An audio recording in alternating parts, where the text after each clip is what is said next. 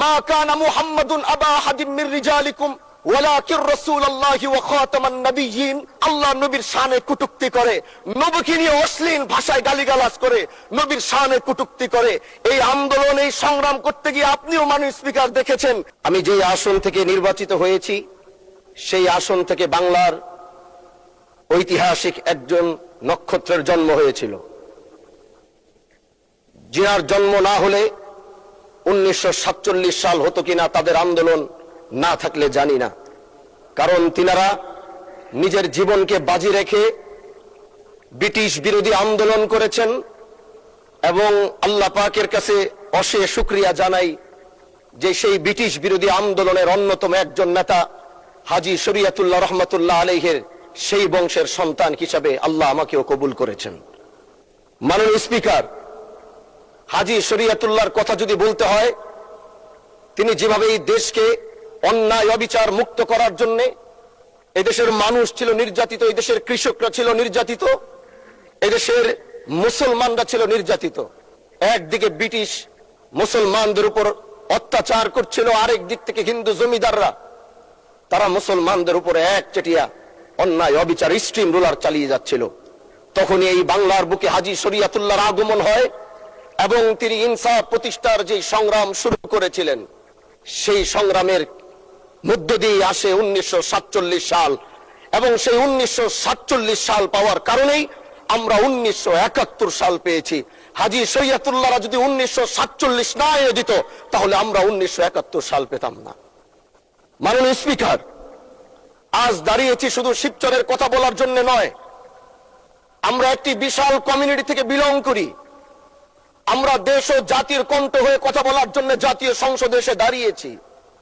আমাদের সংসদ ওই পাশে যারা রয়েছেন তারা শুধু মনে করেন যে আমরা শুধু তাদের বিরোধিতার জন্য দাঁড়িয়েছি। বিরোধী দল মানে শুধু বিরোধিতা করা নয়, সরকারি দল যদি ভালো কাজ করবে, বিরোধী দলের মঞ্চে দাঁড়িয়েও তাদের প্রশংসা করতে আমরা বিন্দু পরিমাণ দ্বিধা করব না।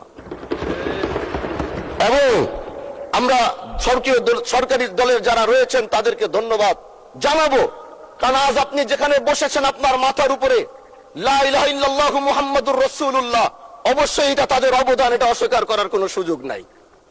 আপনার মাথার উপরে যদি আবার তাকাই তাহলে দেখি ওখানে লেখা বিসমিল্লাহির রহমানির রহিম। এই লেখা দেখলে আমাদের ভালো লাগে, এগুলো আমরা ফেরত পেয়েছি। সরকারি দলের প্রশংসা যদি করতে হয় তাহলে আমরা এইভাবে করব।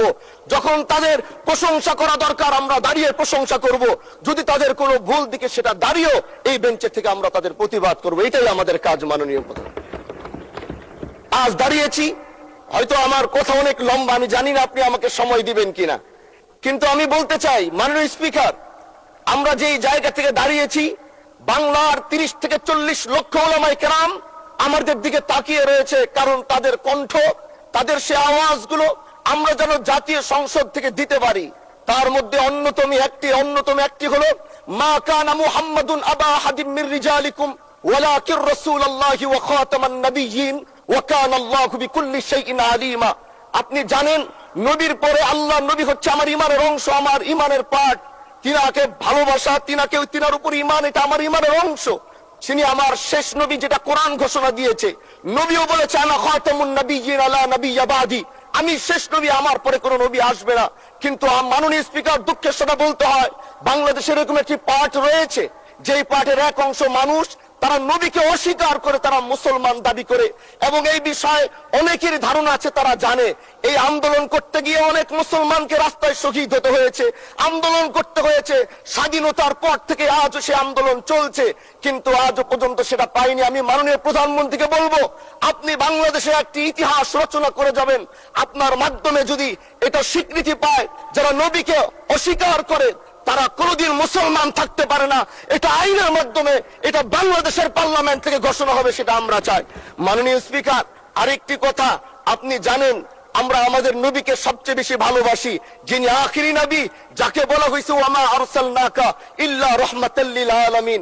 আমরা বারবার দেখছি কিছুদিন পর পর কারা যেন কিভাবে এসে আল্লাহ নবীর শানে কটূক্তি করে, নবীকে নিয়ে অশ্লীল ভাষায় গালিগালাজ করে, নবীর শানে কটূক্তি করে।